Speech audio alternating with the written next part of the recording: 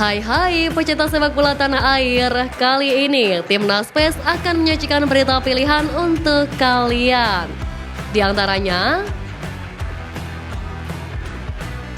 Presiden FAM konfirmasi duel Timnas kontra Malaysia digelar September.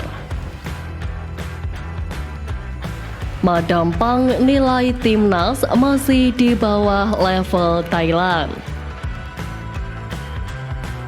STY singkirkan 11 pemain demi sapu kemenangan. Target utama dicanangkan Erick Thohir untuk STY. Jadi, simak terus berita Timnas PES selengkapnya.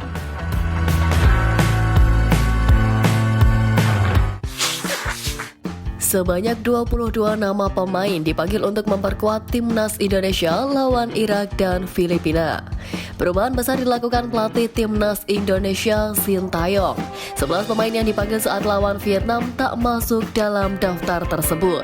Di posisi penjaga gawang, STY mencoret 3 kiper sekaligus, yaitu Nadeo Argawinata, Syahrul Trisna, dan Muhammad Riyandi. Juru taktik asal Korea Selatan itu lebih memilih 2 kiper Timnas U23, Ernando Ari dan Muhammad Adi Satrio. Selanjutnya, 2 pilar pertahanan juga dicoret Sintayong, yakni Wahyu Prasetyo dan Edo Febriansyah. Kembalinya Jordi Amat dan Saint Patinama yang absen lawan Vietnam membuat Wahyu dan Edo terdepak dari skuad Garuda. Lalu di lini tengah, STY mencoret 3 pemain Liga 1, yakni Mark Klok, Rahmat Irianto, dan Arhan Fikri. Untuk bos penyerangan, Sintayong juga menyingkirkan Witan Sulaiman, Ramadan Sananta, dan Hoki Caraka. Menurut Ketua Badan Tim Nasional Sumarji, masih ada kemungkinan perubahan dari daftar 22 pemain yang dirilis PSSI. Yang jelas, Sintayong menargetkan sapu bersih 2 laga tersebut dengan kemenangan. Sebelum itu, Jordi Amat dan kawan-kawan akan menantang Tanzania pada laga uji coba Minggu 2 Juni nanti. Bek Timnas Indonesia Sandy Walsh begitu antusias menghadapi mantan rekan setim di KRC Gang yang memperkuat Timnas Tanzania. Indonesia dijadwalkan menggelar uji coba kontra Tanzania pada 2 Juni mendatang. Pertandingan ini menjadi momen pertemuan Sandy Walsh dengan ex-rekan setimnya di KRC Gang. Seperti diketahui, Sandy Walsh dibesarkan oleh Akademi KRC Gang pada tahun 2011-2012. Bahkan Sandy Walsh memperkuat Gang selama 6 musim pada 2011 hingga 2017. Pada laga Indonesia versus Tanzania, Sandy akan bertemu dengan Mbwana Samata yang sempat satu tim di KRC Gang. Sandy mengungkapkan rasa antusias berhadapan dengan mantan rekan setimnya tersebut. Keduanya pun sempat berada di satu tim KRC Gang pada 2015, 2016, dan 2016-2017. Samata merupakan pemain yang berposisi sebagai striker. Ia juga merupakan kapten Timnas Tanzania yang saat ini bermain untuk PAOK di Liga Yunani. Belakangan beredar kabar bahwa Presiden FAM Datuk Haji Hamidin Mohamid menginginkan laga uji coba antara Timnas Indonesia melawan Malaysia. Menariknya, jelang Kongres FIFA ke-74 di Bangkok, Thailand, Jumat 17 Mei kemarin, Haji Hamidin justru melontarkan wacana tersebut. Menurutnya, laga tersebut akan digelar pada September mendatang saat FIFA Matchday. Ajang itu bahkan diklaim akan digelar di Jakarta, Indonesia. Berdasarkan kalender FIFA, di bulan Juni ini masih akan digelar 2 laga kualifikasi Piala Dunia 2026 zona Asia. Sementara itu, kalender berikutnya ada di September mendatang. Kembali, hal tersebut tergantung pada kelolosan Malaysia, Indonesia, dan India keputaran ketiga kualifikasi Piala Dunia 2026 zona Asia. Sebab pada babak ketiga kualifikasi itu akan digelar pada September nanti. Jika salah satu dari ketiganya lolos ke putaran ini, maka wacana tersebut terancam batal. Indonesia sendiri berpeluang besar lolos karena menempati posisi kedua grup F kualifikasi Piala Dunia 2026 zona Asia dengan 7 poin. Skuad Garuda hanya butuh 1 kemenangan lagi dalam 2 laga ke depan untuk lolos. Federasi Sepak Bola Israel diambang dicoret dari keanggotaan FIFA. Nasib Israel berada di ujung tanduk setelah Federasi Sepak Bola Palestina mengajukan proposal kepada FIFA. Dalam Kongres Tahunan FIFA yang diadakan di Bangkok kemarin, Presiden PFA Jibril Rajoub meminta FIFA untuk mengeluarkan Israel dari keanggotaan mereka. Penyebabnya karena aksi keji militer Israel yang telah membunuh ribuan warga sipil Palestina, serta militer Israel yang juga telah mengebiri hak warga Palestina bermain sepak bola. Karena hal itu, FIFA akan menggelar rapat darurat yang diprediksi dilaksanakan pada 20 Juli untuk memutuskan apakah Israel bakal didepak dari keanggotaan FIFA atau tidak. Jika nantinya FIFA setuju mendepak Israel, otomatis timnas Israel U23 terdepak dari ajang 4 tahunan tersebut. Ada dua negara yang berpotensi menggantikan posisi Israel U23 di Olimpiade Paris 2024. Pertama adalah tim yang dikalahkan Israel di perempat final Piala Eropa U21 2023, Georgia. Kemudian opsi kedua adalah timnas Indonesia U23. Skuad Garuda Muda berpotensi masuk daftar karena sempat memperebutkan slot terakhir di Olimpiade Paris 2024 melalui babak playoff. Karena itu, menarik menanti keputusan FIFA. Jika melihat gelagat yang ada, FIFA sepertinya siap memberikan hukuman berat kepada Israel. Terlebih, FIFA pernah melarang timnas Rusia dan klub-klub Rusia mentas di kompetisi internasional karena aksi militer mereka kepada Ukraina, layaknya yang dilakukan Israel kepada Palestina saat ini.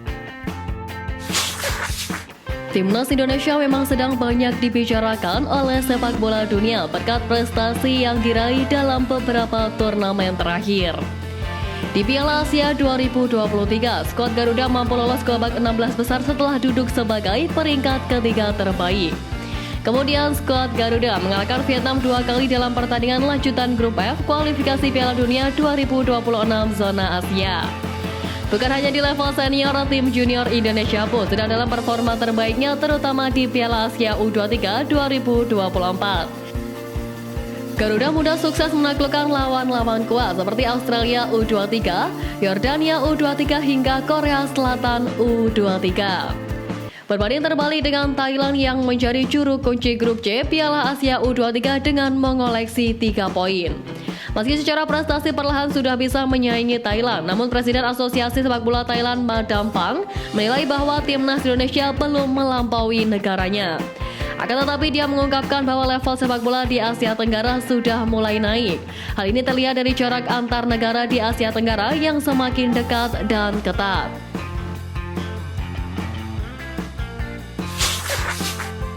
Kontrak pelatih timnas Indonesia Sintayong sudah pasti dilanjutkan setelah memenuhi target lolos 16 besar Piala Asia 2023 dan 8 besar Piala Asia U23 2024. Rencananya penandatanganan kontrak STY akan dilakukan pada pekan depan. Sementara itu, Sintayong sendiri bertekad untuk memenuhi 2 target terdekatnya. Yang pertama, STY ingin membawa Indonesia lolos ke putaran ketiga kualifikasi Piala Dunia 2026 dengan menyapu bersih 2 laga mendatang. Selain itu, STY rupanya juga memendam hasrat untuk menjuarai Piala AFF. Berbicara mengenai target ke depan, Ketua Umum PSSI Erick Thohir mengutarakan bahwa AFF tidak lagi menjadi prioritas. Ia mengungkap bahwa target utama yang dicanangkan yakni masuk 100 besar ranking FIFA dunia. Ya, Erick Thohir memasang target untuk Sintayong membawa timnas Indonesia bisa menduduki ranking 100 FIFA dalam 3 tahun ke depan.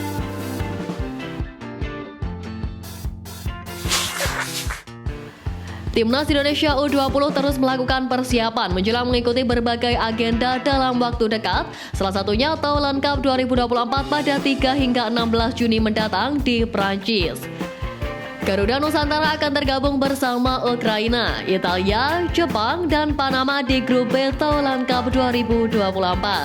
Turnamen ini juga merupakan bagian dari persiapan timnas Indonesia U20 menjelang tampil di berbagai agenda mendatang. Latihan keras pun dijalani Garuda Nusantara menjelang turnamen Thailand Cup tersebut. Pemain timnas U20 Doni Tripamungkas membocorkan betapa padatnya sesi latihan Garuda Nusantara yang mana bisa dilakukan 4 kali dalam sehari. Namun pemain Persija Jakarta itu bersyukur bisa menjadi bagian dari timnas Indonesia U20. Dia mengungkap bahwa siap memanfaatkan peluang ini untuk terus berkembang. Sementara itu, latihan keras dan turnamen Thailand Cup 2024 merupakan bagian dari seleksi timnas Indonesia U20. Nantinya Garuda Nusantara juga dijadwalkan akan mampir ke Como, Italia pada 23 hingga 31 Mei mendatang. Seperti diketahui, skuad Garuda memang krisis sosok juru gedor. Tak bisa dihindari kalau lini serang timnas Indonesia kerap menjadi sorotan para pecinta sepak bola tanah air. Setidaknya saat ini terdapat 3 nama yang sering dipanggil oleh Sintayong. Mereka adalah Rafael Struijk, Ramadan Sananta, dan Hoki Caraka. Menyoal hal itu, mantan striker timnas Budi Sudarsono mengatakan hal tersebut memiliki kaitannya dengan kompetisi sepak bola tanah air. Menurutnya saat ini hampir seluruh klub Liga 1 lebih memilih memakai striker asing. Tak bisa dipungkiri kalau memang striker asing sangat mendominasi di Liga 1 musim ini. Dalam 10 besar pencetak gol terbanyak, tidak ada satupun striker lokal yang bertengger. Hanya ada 2 nama pemain yang berhasil masuk ke dalam 15 besar pencetak gol terbanyak untuk musim reguler Liga 1 tahun ini, yakni Stefano Lillipali dan Malik Rizaldi. Kendati begitu, ex-pemain Persija Jakarta itu juga menyampaikan bahwa klub Liga 1 tidak bisa menjadi kambing hitam.